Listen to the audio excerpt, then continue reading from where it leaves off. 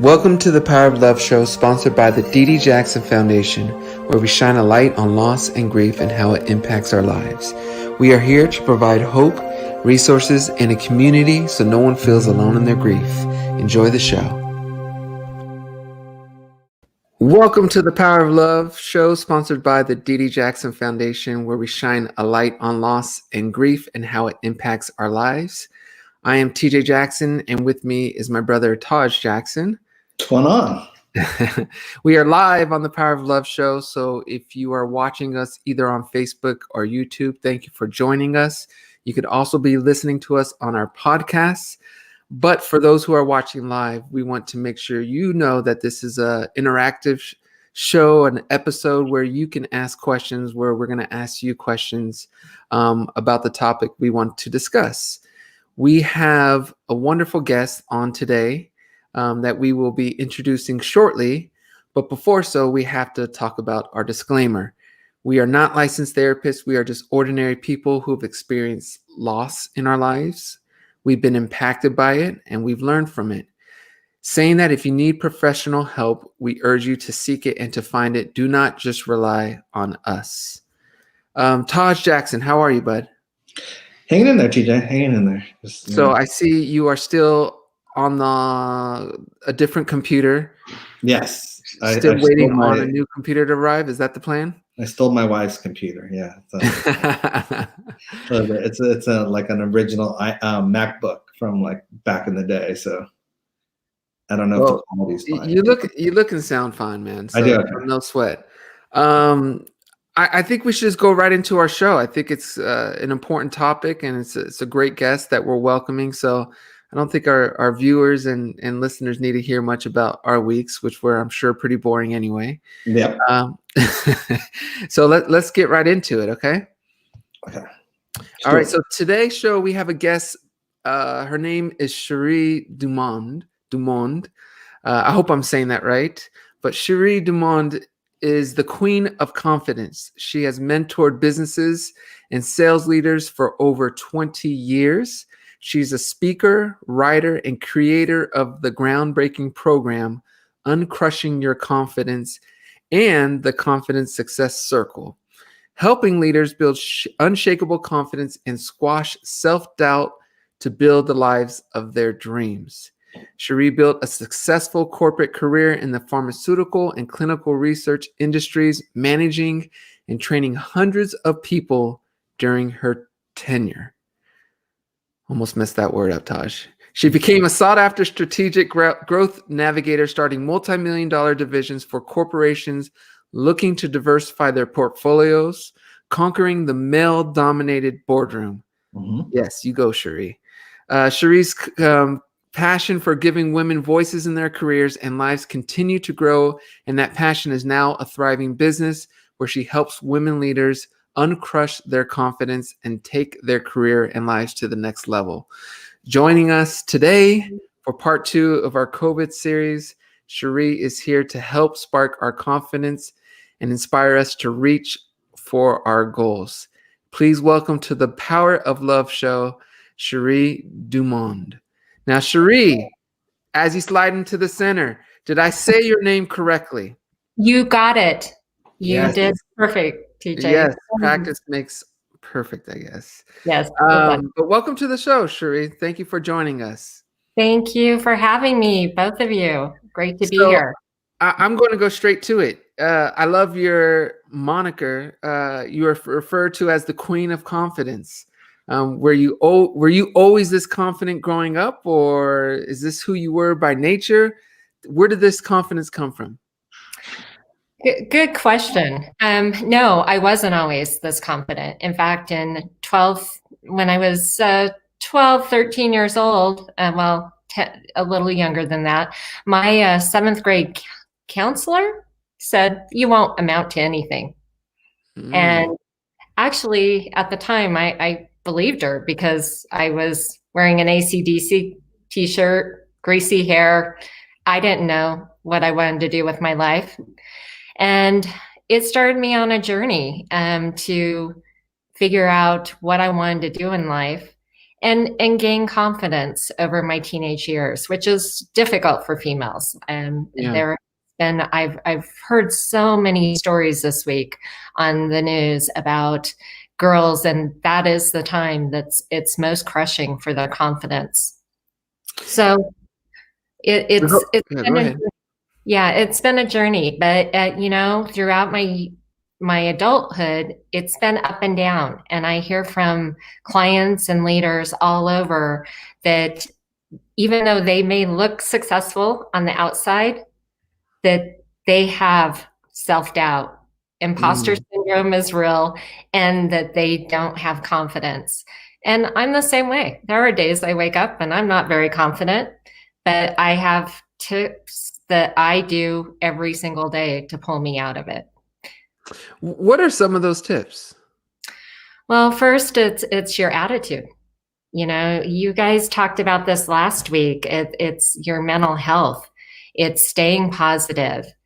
And I have to be grateful for what I have. I am so lucky. I live in a beautiful place, Bend, Oregon, for all of you out there. And I have a wonderful life. And I spend 5 minutes every morning having those gratitudes and putting those down. And I use it.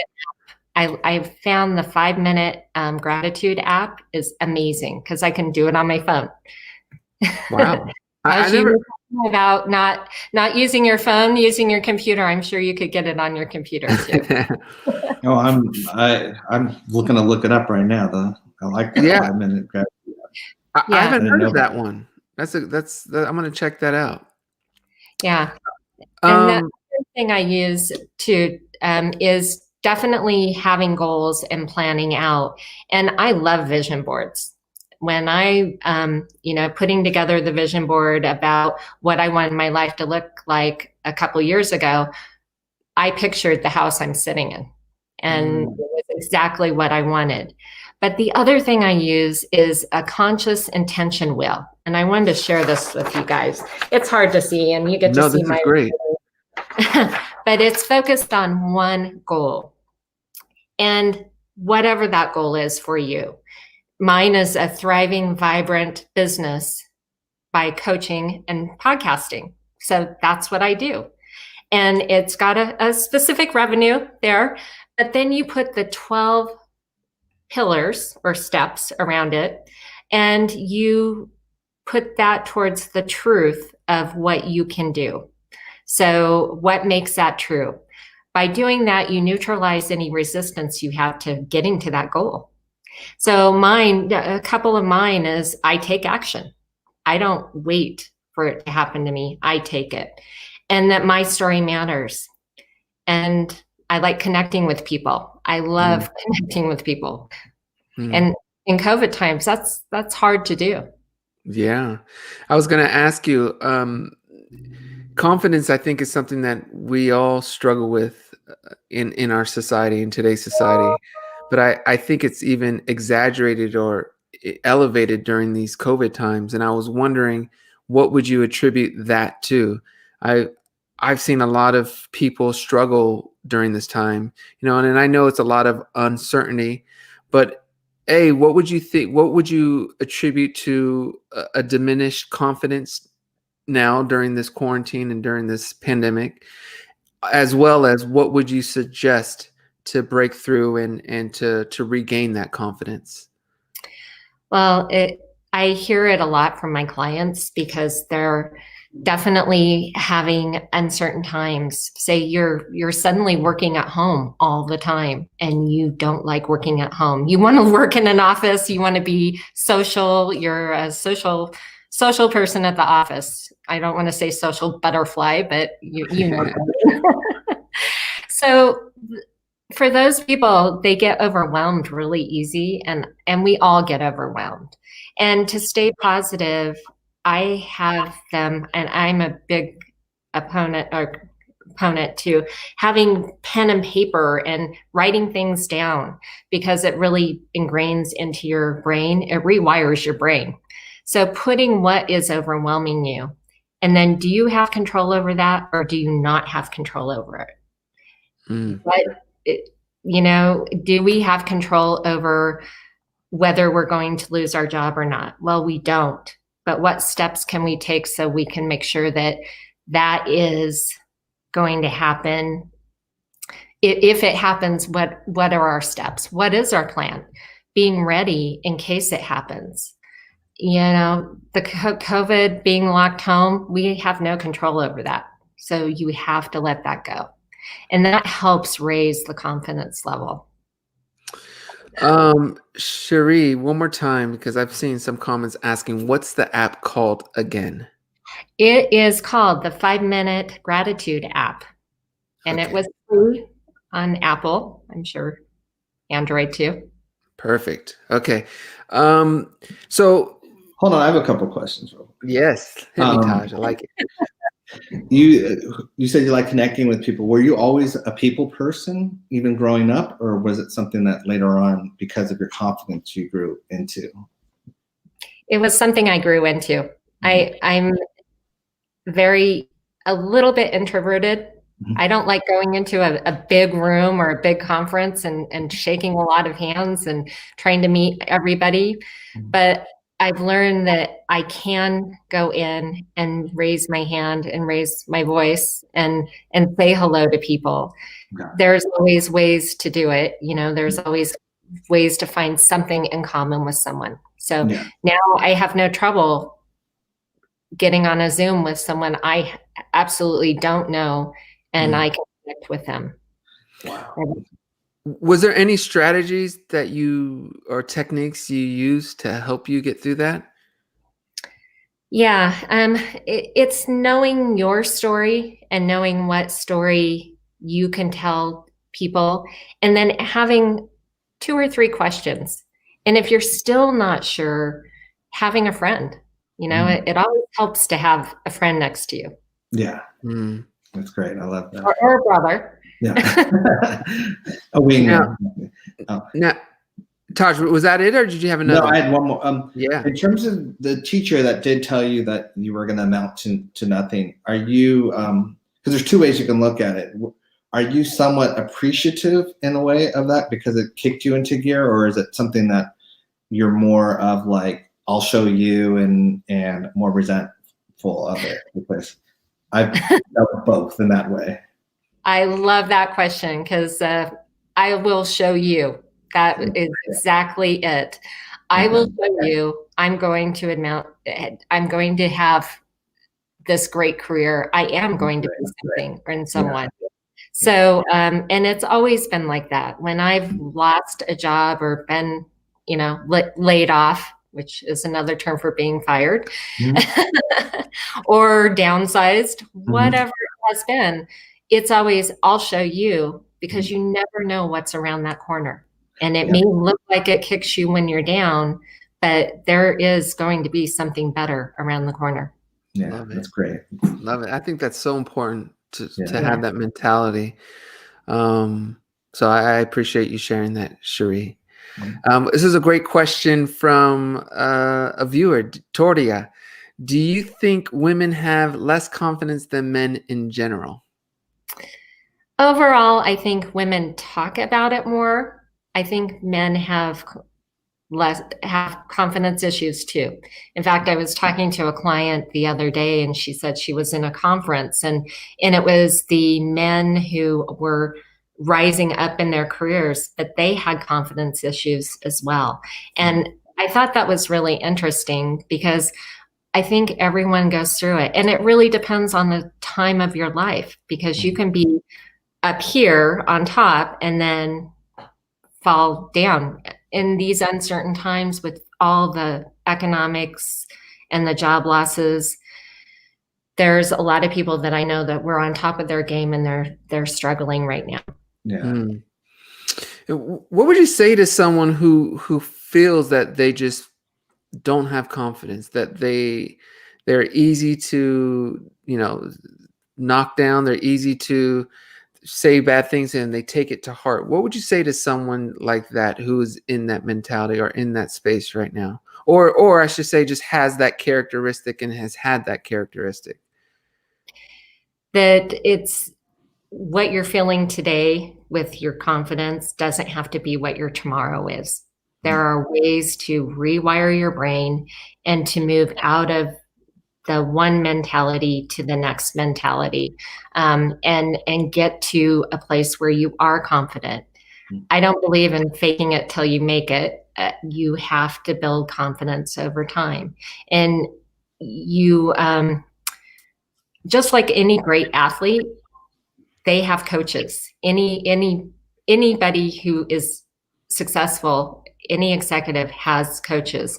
And that's why I became a coach, because I like seeing and helping people become the best they can be. Mm-hmm. I think I heard once that Roger Federer has 8 coaches, each working in a different aspect, including mindset, which is amazing. Yeah. And I have other questions I want to ask you, but before I forget, because this is something that I've always kind of wondered and always just thought about. Someone like Roger Federer, who is arguably the greatest male tennis player to play, he obviously has confidence in his skill, but at the same time, he has to have a control of his ego to know that he needs 8 coaches. So how do you balance that, or how do you suggest these leaders or anyone you're talking to on that balance of having the most confidence in your ability, of thinking you are the best of doing something, but also knowing that I need help? How can you, I guess, what's your thoughts on that balance? Well, we all have self-doubt, and we all have things in our mental state. And I'm not, I wasn't in on the disclaimer, but I'm not a healthcare professional either. You're with us. You're on the show. So you're protected under that disclaimer. But you have to be able to see when you need help and in what areas you need help. I'm not great at everything I do in my business. I have a coach that helps me with marketing. Actually, I have 2 coaches that help me with marketing. And it's because, one, it's hard for me and it's not what I'm great at, but they can put me on task to keep going and doing what I'm supposed to be doing. And that's what a good coach does. They see things from a different perspective and come in and help you put it on the right track and rewire your brain so that next time you see it, you know how to deal with it. The other thing I see with people who are high level, well, people at any level, but definitely high level, is impostor syndrome. You know, that you get to the top and you think, well, these people are going to find out I'm a fake. I don't know what I'm talking about. We all go through it. In fact, I heard Natalie Portman and Meryl Streep have impostor syndrome. They don't think they're at the top of their game. And it's a fascinating subject. Wow. Okay, here's another great question from Veronica. Veronica. It looks like Veronica. Okay, I hope I'm saying the name right. Do you think confidence starts in the home? Yeah, it can. It can. I've seen it in the home. You know, if you have confident parents and confident is instilled in you from an early age, it can grow from there. I did have an entrepreneur parents, both my parents, and they were very confident in their business. But I did have incidents in my life where I ended up not having confidence. You know, I was in an 8-year marriage that was emotionally abusive, and that tore my confidence up. And I was in not achieving everything I wanted in my life. And I was almost 200 pounds. And, you know, I had to make changes to build my confidence up so I could get out of that and have the life I wanted. Michael wants to know, does confidence have any connections with being pessimistic or optimistic? I think so. Because if you're more optimistic and have an optimistic attitude and you're giving gratitude, you're naturally going to be more confident. Yes. Yes. Yeah, I love that question because that really is true. Because if you're always down and thinking down, you're not going to be at your highest level. Another great question is the viewers are coming with some great questions, so I'm going to keep it going. Danielle wants to know or says, I work in a predominantly male environment.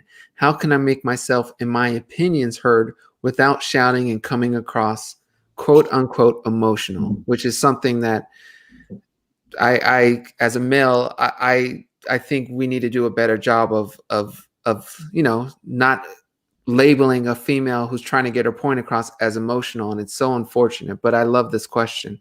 So what would your response be, Sheri? Well, first of all, I like that she brought in emotional because I had a client yesterday. We were talking that every time she gets really frustrated, she just starts crying.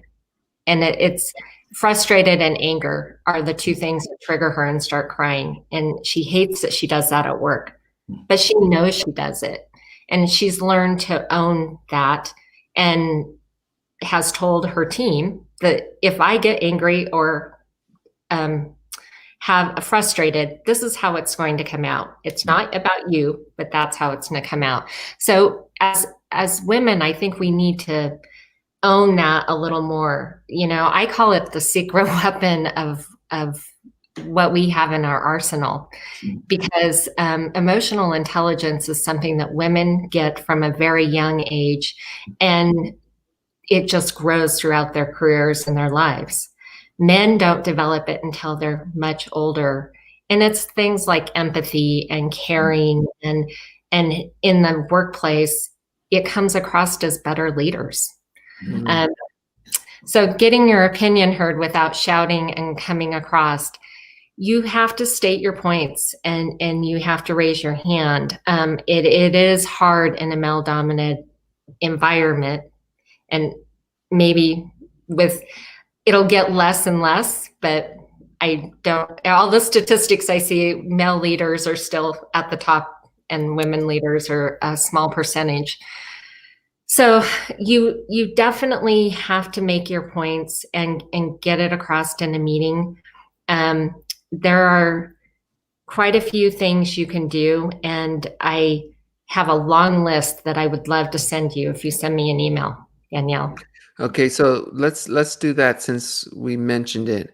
This is Sheri's email, and it's Sheri. And don't worry, I've gotten her approval to share it, so I'm not just throwing it out there. But it's Sheri at confidentwarriors.com. And Sheri has said if anyone has a question or a comment or anything, you can email her, which I love and I appreciate, Sheri, for our community. So thank you. Oh. Okay, this is a good question from the Weird. How dangerous is it for parents to push kids to be confident to their standards?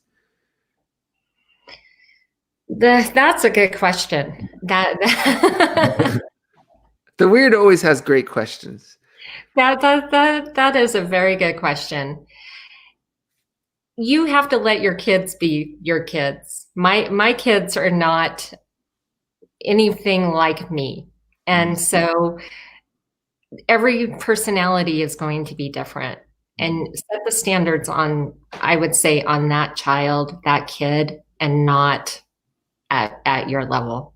And they're not going to have the emotional wherewithal that you have at 30 or 40 when they're 16, 17. Yeah. Susan wants to know, does working out help with gaining confidence? Yes, it does. Susan knows this. I know Susan. One thing I do, and to stay normal during this time of unnormal, is I get up every morning and ride my Peloton. And anyone that knows me knows that that is part of my confidence journey. After my gratitude, I have to have my cup of coffee with my gratitudes, and then I get on my Peloton. So it's something that has built a lot of confidence, because as you're getting stronger, I feel like your mind is getting stronger. Love it. Okay, so here's a question. Many people have lost their jobs due to COVID and may be feeling shaken up and insecure. What advice would you give to these men and women who may be experiencing a major bout of self-doubt and low self-esteem at this moment? Well, I know about job loss, and I want to share some tips that really have helped get me through. I always say 2.5 of those. But one came without, or 2 of them came without notice. So you're shocked and shaken, and give yourself time to grieve. I know this is a show about the power of love and allowing yourself time to grieve. You have to grieve that job, especially if it's sudden, because you have to get over the anger and this, look what happened to me, and all of those pieces. But don't get stuck there. Don't stay there. Move on and go through that. And don't compare yourself to others. You see someone, oh, I was on that career path, and they're up here and I'm down here. I don't have a job.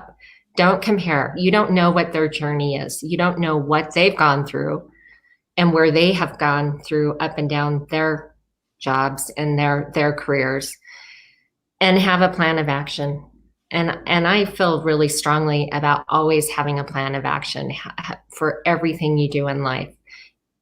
With job loss, you need to take the time to have some personal development. There are mastermind.com and all of these different platforms that are popping up that you can really get some great development for you, and make connections with people, have coffee dates on Zoom, and Yeah. I would say happy hour, but professionally, let's do that.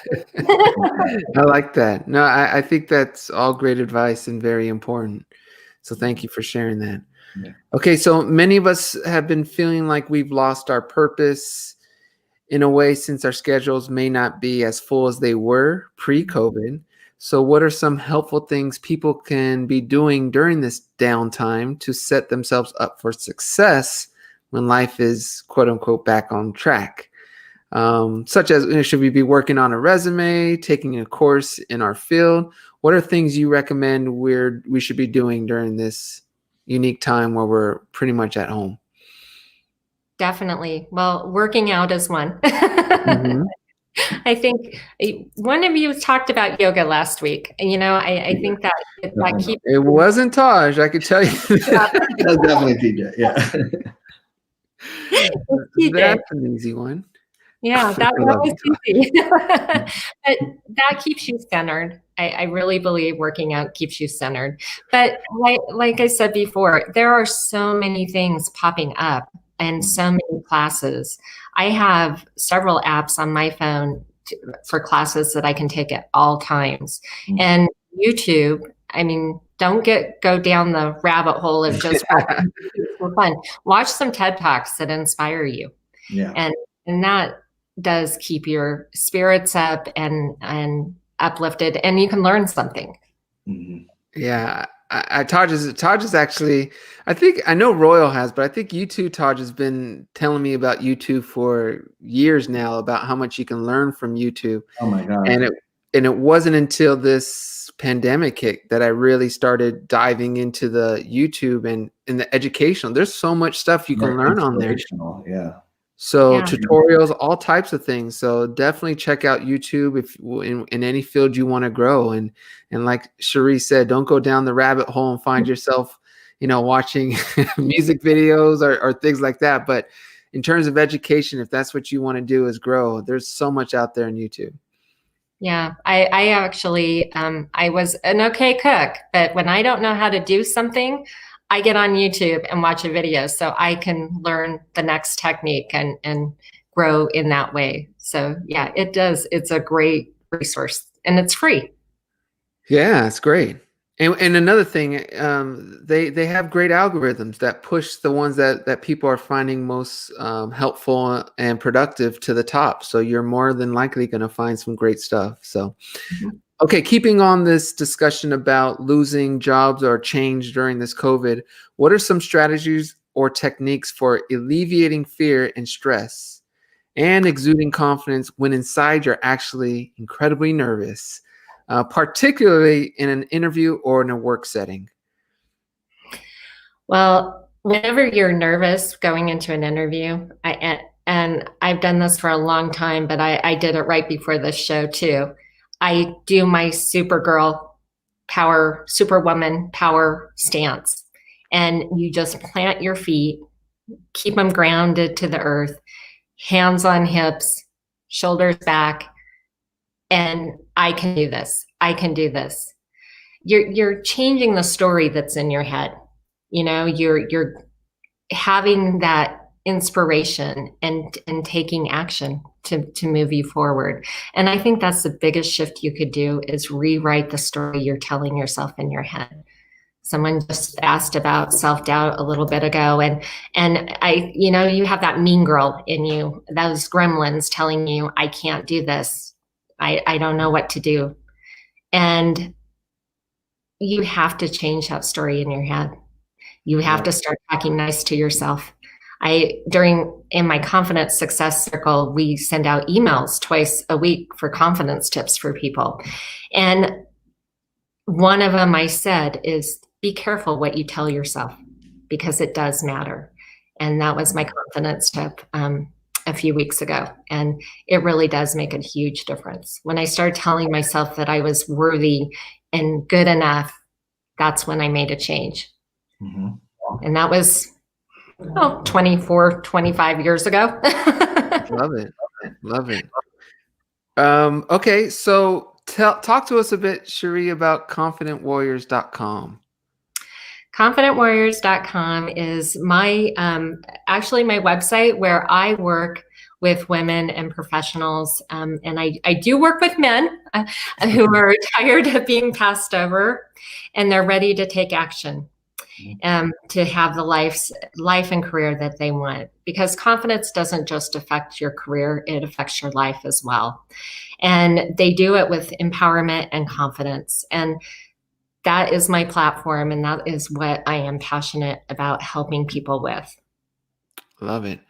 Okay, and then one question I was supposed to ask in the beginning to our community is what keeps you stuck? And although we're closing somewhat soon, I still would like for everyone to answer. What keeps you stuck? Leave that comment so we can see, because Sheri, you were saying that this is one of the first questions you ask when you are talking with someone for the first time.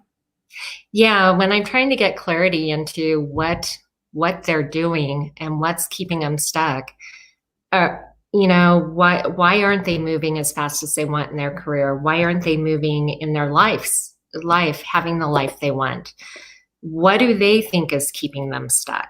Usually we have to uncover quite a bit under there, but it's always a good question. What keeps you stuck? I know I can spot when I'm stuck, what's keeping me down, and how I clear that away. It really depends on what it is, but most of the time it's what I'm telling myself, my inner dialogue. It's great. Almost like you're your worst enemy kind of thing, in a way, because worst critic, yeah, those gremlins in your head. Yeah. Okay, and then here's another great question from Always Julie. Any tips getting over massive stage fright and talking in front of people? I just can't do it. I feel like dying every time I have to do a presentation. And so for the record, Julie, you are not alone. You are just speaking for so many people out there. So Sheri, what would you suggest for Julie and the many others who feel exactly the same? Well, I can feel you because I have awful stage fright. I don't like being on stage. I like this. I like having conversations. But I don't like being on stage and being the center of attention like that. So, it is taking those deep breaths. It is that Wonder Woman stance. Like I saw someone put up Wonder Woman. That's what I was thinking of, the Superwoman stance. Yeah. And practicing. The more I practice, the more confident I am. I have a huge stage fright lately with Facebook Live. And I notice that when I get on Facebook Live, I just want to freeze and I'm shaking inside. That's never going to go away for me. But if I push through it and I know what I'm doing and I'm very practiced, it'll get easier and easier. And practice makes perfect in this case. Mm-hmm. Love it. Okay, so we are going to close up, but before I do want to share some of these what keeps you stuck responses. See, I'm seeing a lot of fear, and I assume that's probably the most popular answer you get. Fear of failure, just a lot of fear. Here's perception of self, what other people think, fear. Fear of the unknown, a lot of fear. So what would you suggest to help, or what is your response when you hear the word fear as what keeps me stuck? That is the number one response. It actually, when I did my 5-day challenge last week, that was one of the topics we covered quite a bit, was fear, because it keeps people from taking action. And again, it goes back to rewiring your brain and how you think of that fear. I use a fear, I can't really call it a journal, but a fear list. And what I do is write down the fears when they come up and look at each one. Is that really rational? If I do this, if I have this fear, is that really rational? So my fear of heights, well, yeah, that's really rational to me. And I'm not going to deal with that one. But my fear of failure in my business and I'll be homeless, is that really rational? No, it's not. It's never going to happen. So and I always put the reasons why it's not going to happen. So the fear list has really helped get over a lot of fears for my clients. But I actually have a whole system on helping people get over their fears and rewriting their action plans so that they can take, I always say, inspired action, because I want people to take inspired action in their lives. Love it. Love it. Right. Okay, so Sheri, now we are definitely going to wrap it up. But for anyone who's watching or listening to this, you can go to www.confidentwarriors.com to learn more about Sheri and what she does. You can also email her at Sheri, which is SHERI at confidentwarriors.com. Sheri, before we started this show today, I warned you that I like to give our guests 30 seconds to a minute to talk about whatever they want. So that time has come. But yes, take the floor. The time is yours. Well, we've been talking about, you said anything. So, I did. One of the things that I love to do is cook. And a little over a year ago, I actually came home and told my husband, I'm going on the keto diet and we're changing the entire lifestyle we do. And we are going to have a whole new way of cooking without carbs. And I'm married to a chef, so this was all new to him. How did he take it? He's pretty much on board. He's learned that we can make anything with cauliflower rice. So if you want some great cauliflower rice recipes, go to Pinterest, but you can email me too, because I love sharing cauliflower rice recipes. But that is my other passion. And you don't start out confident in that. You have to build your skills. And anyone who says I can't cook You just have to build your skills. And it's the same with confidence. You just have to, sometimes you have to leap to take that action. Wonderful. Build your skills. And I love it. It's very important. Taj Jackson, was there anything you wanted to ask or say before we close? No, I mean, I love this in general. I grew up as someone that wasn't very confident, in high school and stuff like that. And I had to rewire my brain basically to be confident because I was in a profession that was all about confidence and stage fright. I to this day have stage fright, so I'm still battling that in a way.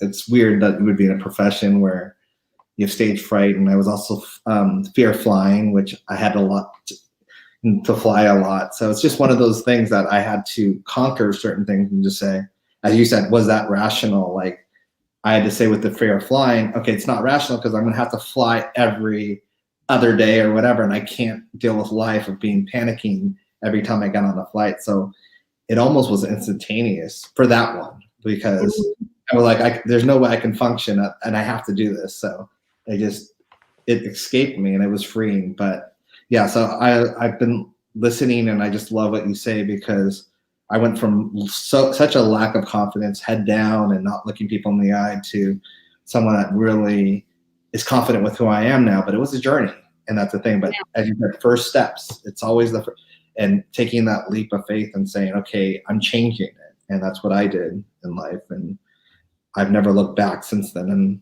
always been optimistic instead of pessimistic. And so just taking everything you're saying and kind of reintroducing it to my brain to be like, okay, you're on the right path still. That's a great story. I love that. And a lot of people start out in that same spot, and it's just building on your confidence every time you do something new. No, none of us, when we do something new, is confident. But the more you do it, the more you get confident. And yeah, so that's great. I love that. Yeah, love it. Well, Taj, thank you for sharing that. And Sheri, thank you for sharing all your knowledge and everything you shared today. I'm seeing the comments and I could tell our communities love today's show. So thank you very much. Thank you. All right, everyone, we are going to close the show. Thanks for joining us here on The Power of Love. Remember, if you want more information, you can go to ddjf.org. Let me see if I can get that up on the screen. Yes, here, www.ddjf.org to see everything that the D.D. Jackson Foundation does. But on behalf of the whole foundation, we want to thank you guys for joining. And thank you again, Sheri, for being our guest today. We will see everyone next Wednesday at 1 o'clock. Take care of yourself and have a good rest of your week. Adios.